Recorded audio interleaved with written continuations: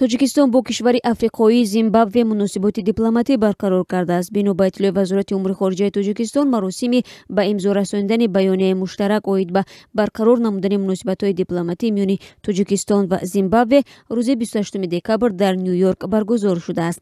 Баёнияи барқарории муносиботи дипломатӣ миёни ду кишварро аз ҷониби Тоҷикистон Маҳмадаминов, намояндаи доимии Тоҷикистон дар Созмони милали муттаҳид ва ҳамтояш аз ҷониби ҷумҳурии Зимбабве Фредерик Мусива Макамури Шава ба имзо расониданд.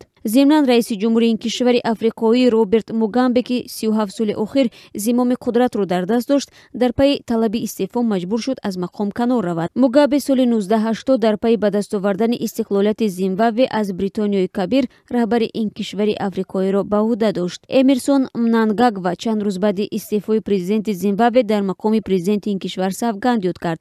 Эмерсон дуюмин президенти Зимбабве пас аз истиқлоли ин кишвар аз Бритониё дар соли 1980 аст.